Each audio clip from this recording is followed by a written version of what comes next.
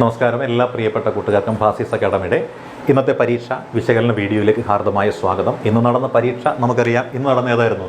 Degree level prelims ആണ് ഇന്ന് നടന്നത്, അല്ലേ? ഡിഗ്രി ലെവൽ പ്രിലിമിനറി പരീക്ഷ അതാണ് ഇന്ന് നടന്നത്. അത് ഏത് ഘട്ടമാണ് നടന്നത്? അതിൻ്റെ തേർഡ് സ്റ്റേജാണ് ഇന്ന് നടന്നത്. ആ തേർഡ് സ്റ്റേജ് നടന്നു. ഇന്നത്തെ പരീക്ഷ എങ്ങനെയായിരുന്നു എന്ന് ചോദിച്ചാൽ പല തരത്തിലുള്ള അഭിപ്രായങ്ങളും വരും, അല്ലേ? അപ്പോൾ നമ്മൾ നോക്കിയാൽ ഒന്നാമത്തെ സ്റ്റേജ്, രണ്ടാമത്തെ സ്റ്റേജ്, മൂന്നാമത്തെ സ്റ്റേജ്, ഇങ്ങനെ 3 ഘട്ടങ്ങളായിട്ട് നമുക്ക് പരീക്ഷയെ തരംതിരിച്ച് കഴിഞ്ഞാൽ ഈ 3 ഘട്ടങ്ങളിലും പരീക്ഷ എഴുതിയ ആളുകളിൽ നിന്ന് കുറച്ച് ആളുകൾ മെയിൻസിന് യോഗ്യത നേടും, അല്ലേ?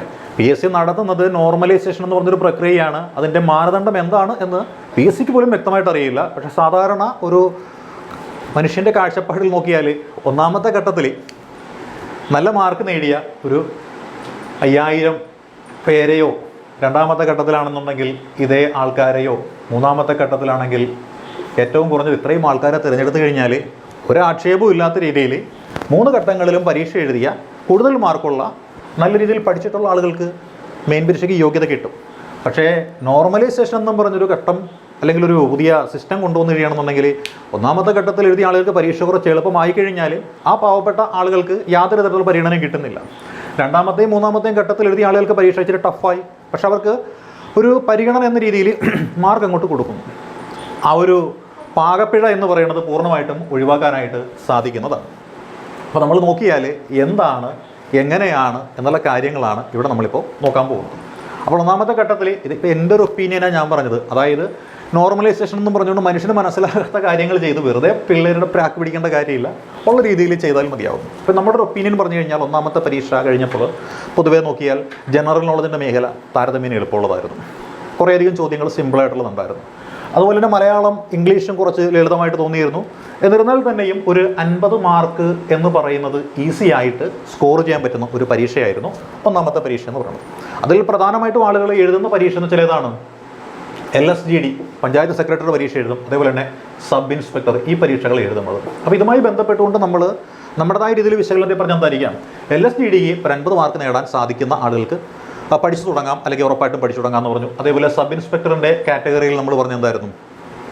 ഒരു 45 മുതൽ 50 വരെ, അതായത് മിനിമം 45-ന് മുകളിലുള്ള ആളുകൾക്ക് പഠിച്ചു തുടങ്ങാം എന്ന രീതിയിലാണ് നമ്മൾ പറഞ്ഞിരുന്നത്. ഇത് 50-55 വാങ്ങിയാൽ സേഫ് ആണെന്നും ഇതൊരു 45-50 വാങ്ങിയാൽ സേഫ് ആണെന്ന് പറയുമ്പോൾ മിനിമം മാർക്ക് ഇതായിരുന്നു നമ്മൾ പറഞ്ഞത്. അതുപോലെ രണ്ടാമത്തെ സ്റ്റേജിൽ നമ്മൾ എത്തിയപ്പോൾ നമ്മൾ എന്താണ്, പരീക്ഷയുടെ കടുപ്പം കുറച്ച് കൂടി. അതായത് ജനറൽ നോളജിൻ്റെ ചോദ്യങ്ങൾ എന്ന് പറയുന്നത് കുറച്ച് കടുപ്പം കൂടി.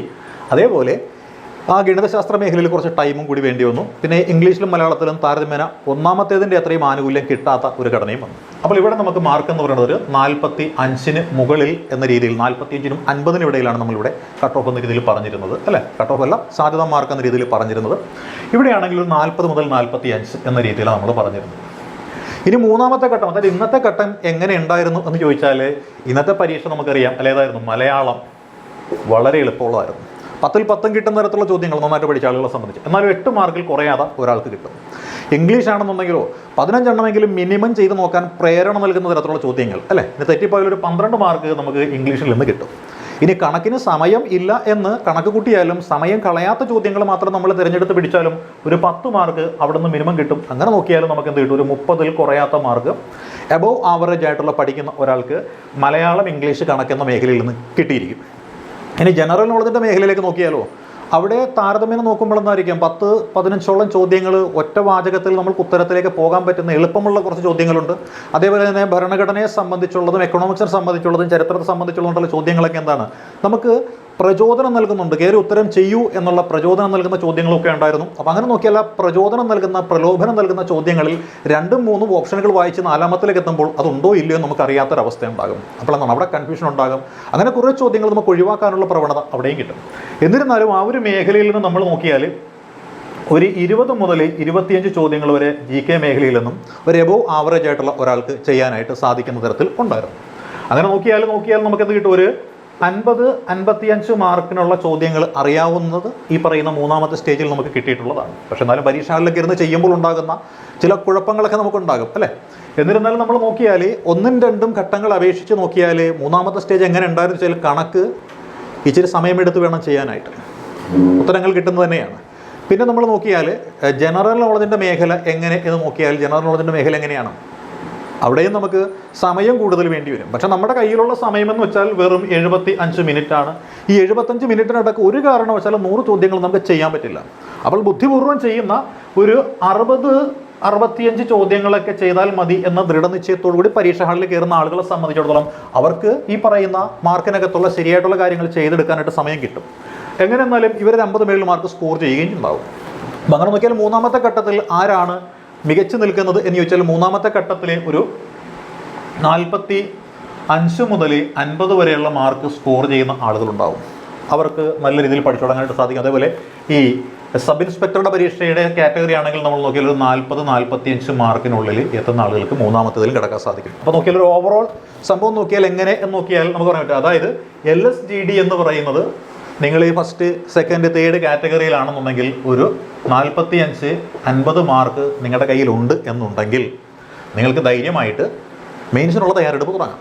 ഇനി അതേപോലെ സബ് ഇൻസ്പെക്ടർ പരീക്ഷയ്ക്ക് തയ്യാറെടുക്കുന്ന ആൾക്കാരാണെന്നുണ്ടെങ്കിൽ ഒരു 40-45 മാർക്ക് നമുക്ക് നമ്മുടെ കസ്റ്റഡിയിലുണ്ടെങ്കിൽ ഉറപ്പായിട്ട് നമുക്ക് എന്ത് ചെയ്യാൻ പറ്റും, മെയിൻസിന് തയ്യാറെടുത്ത് നമുക്ക് മുന്നോട്ട് പോകാനായിട്ട് സാധിക്കും. ഇപ്പോൾ മെയിൻസിന് തയ്യാറെടുക്കുന്ന ആളുകളെ സംബന്ധിച്ചിടത്തോളം 2 കാര്യങ്ങൾ നോക്കേണ്ടതുള്ളൂ. അല്ല, ഇപ്പോൾ നമ്മൾ SIയുടെ മെയിൻസ് നോക്കിയാൽ അതിൽ 50% മാർക്ക് എന്ന് പറയുന്നത് എന്താണ്?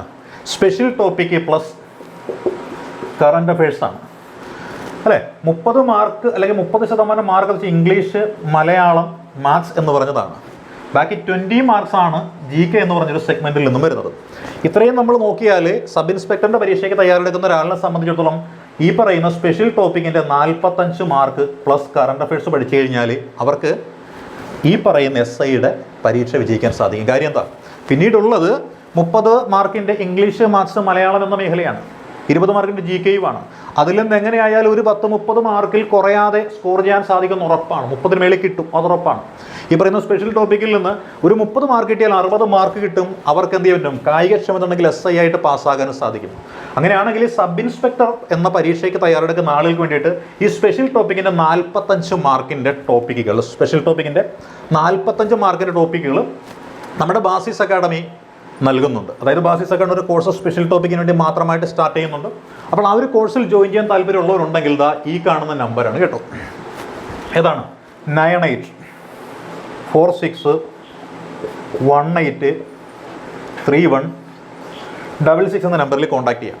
അതേപോലെ തന്നെ ഈ LSGD പരീക്ഷ, അതായത് പഞ്ചായത്ത് സെക്രട്ടറി പരീക്ഷയ്ക്ക് തയ്യാറെടുക്കുന്ന ആൾക്കാരുണ്ടെങ്കിൽ അവർക്ക് വേണ്ടി വരുന്ന മാർക്ക് നമ്മൾ പറഞ്ഞു ഒരു 45-50 മാർക്ക് ഉണ്ടെന്നുണ്ടെങ്കിൽ, അതായത് ഫസ്റ്റ് സെക്കൻഡ് തേർഡ് കാറ്റഗറിയാണ് നമ്മൾ പറഞ്ഞ 3 പരീക്ഷകളാണ് നടന്നത്. അപ്പോൾ 3ലും നമുക്കൊരു 45-50 ഇടയിൽ മാർക്ക് ഉണ്ടെന്നുണ്ടെങ്കിൽ ഉറപ്പായിട്ടും നമുക്ക് എന്ത് ചെയ്യാൻ പറ്റും, പഞ്ചായത്ത് സെക്രട്ടറിയുടെ പരീക്ഷയ്ക്ക് തയ്യാറെടുത്ത് തുടങ്ങാൻ പറ്റും. ഇതിൽ ഫസ്റ്റ് പേപ്പർ, സെക്കൻഡ് പേപ്പർ, ഇങ്ങനെ 2 പേപ്പറുകളാണുള്ളത് അല്ല. 100 മാർക്ക് എന്ന രീതിയിലാണുള്ളത്. ഇതിൽ ഫസ്റ്റ് പേപ്പർ എന്ന് വെച്ചാൽ വലിയ ബുദ്ധിമുട്ടില്ല. കാര്യം എന്താണ്, നമ്മുടെ പ്രിലിമിനറി പരീക്ഷയ്ക്ക് ഉൾപ്പെട്ടിരുന്ന വിഷയങ്ങൾ തന്നെയാണ് ഫസ്റ്റ് പേപ്പറിലുള്ളത്. മാർക്കിൽ ചില ഏറ്റക്കുറച്ചിലുകൾ വരുമെന്നേ ഉള്ളൂ. ഇനി അതേപോലെ നോക്കിയാൽ സെക്കൻഡ് പേപ്പർ എന്ന് പറയുന്നതിലാണ് നല്ല വ്യത്യാസമുള്ളത്. ആ സെക്കൻഡ് പേപ്പറിൽ പ്രധാനപ്പെട്ട കാര്യം എന്താണ്, നമ്മൾ ഇതുവരെ പഠിച്ചിട്ടില്ലാത്തതും അല്ലെങ്കിൽ വളരെ കുറച്ച് മാത്രം അറിയുന്നതുമായിട്ടുള്ള കാര്യങ്ങളാണ് ഈ സെക്കൻഡ് പേപ്പറിലുള്ളത്. അതുകൊണ്ട് ഈ സെക്കൻഡ് പേപ്പർ നല്ല കാര്യമായിട്ട് തയ്യാറെടുത്ത് കഴിഞ്ഞാൽ നമുക്ക് എന്തായാലും പഞ്ചായത്ത് സെക്രട്ടറി എന്നുള്ള തസ്തികയിലേക്ക് ഉറപ്പായിട്ടും വിജയിക്കാൻ സാധിക്കും. അതുകൊണ്ട് ഈ സെക്കൻഡ് പേപ്പറിൻ്റെ, അതായത് പഞ്ചായത്ത് സെക്രട്ടറിയുടെ സെക്കൻഡ് പേപ്പറിൻ്റെ ക്ലാസ് ബാസിസ് അക്കാഡമി ഉടൻ ആരംഭിക്കുന്നുണ്ട്. അപ്പോൾ ആ സ്പെഷ്യൽ ടോപ്പിക്കിന് വേണ്ടിയുള്ള ക്ലാസ്സുകളാണ്. LSGDയുടെ സ്പെഷ്യൽ ടോപ്പിക്കിൻ്റെതാണ്. അപ്പോൾ ആ ഒരു കോഴ്സിനെ കുറിച്ച് അറിയണമെന്നോ ജോയിൻ ചെയ്യണമെന്നോ താല്പര്യമുള്ള ആൾക്കാരുണ്ടെങ്കിൽ ഈ കാണുന്ന നമ്പറിലേക്ക് നിങ്ങൾ വാട്സപ്പിൽ മെസ്സേജ് അയച്ച് നിങ്ങൾക്ക് എൻക്വയറി നടത്താവുന്നതാണ്. നമ്പർ ഒരിക്കൽ കൂടി പറയുന്നു, 9846183166. അതായത് സബ് ഇൻസ്പെക്ടറുടെയും പഞ്ചായത്ത് സെക്രട്ടറിയുടെയും സ്പെഷ്യൽ ടോപ്പിക്കിൻ്റെ കോഴ്സ് നമ്മൾ ആരംഭിക്കുകയാണ്. അപ്പോൾ അതിൽ ജോയിൻ ചെയ്യാൻ ആഗ്രഹിക്കുന്ന ആൾക്കാരുണ്ടെങ്കിൽ ഈ കാണുന്ന നമ്പറിൽ 9846183166 എന്ന നമ്പറിലേക്ക് കോൺടാക്റ്റ് ചെയ്തുകൊണ്ട് കൂടുതൽ ഡീറ്റെയിൽസ് നിങ്ങൾക്ക് ചോദിച്ച് മനസ്സിലാക്കാവുന്നതും ക്ലാസ്സിന് ജോയിൻ ചെയ്യണമോ വേണ്ടയോ എന്ന തീരുമാനത്തിലെത്താൻ സാധിക്കുന്നതുമാണ്. അപ്പോൾ എന്തായാലും ഈ പറയുന്ന മാർക്ക് 40-45 മാർക്ക് നേടിയിട്ടുണ്ടെങ്കിൽ സബ് ഇൻസ്പെക്ടറുടെ മെയിൻ പരീക്ഷയ്ക്ക് തയ്യാറെടുക്കാം. അതേപോലെ 45-50 മാർക്ക് നിങ്ങൾക്ക് ലഭിച്ചിട്ടുണ്ടെങ്കിൽ നിങ്ങൾക്ക് പഞ്ചായത്ത് സെക്രട്ടറി പരീക്ഷയ്ക്ക് തയ്യാറെടുക്കാൻ സാധിക്കുന്നതാണ്. അപ്പോൾ സമയമെന്ന് പറയുന്നത് ആർക്ക് വേണ്ടിയും കാത്തു നിൽക്കാറില്ല. സമയത്തെ നമ്മൾ നമ്മുടെ വരുതിയിലാക്കുകയാണ് വേണ്ടത്. അപ്പോൾ പഠിക്കുവാൻ സന്നദ്ധതയുള്ള, പഠിച്ച് ഉയർന്ന ഉദ്യോഗം നേടുവാൻ താല്പര്യപ്പെടുന്ന എല്ലാ കൂട്ടുകാർക്കും വിജയാശംസകൾ നേർന്നുകൊണ്ട് നിർത്തുന്നു. All the best.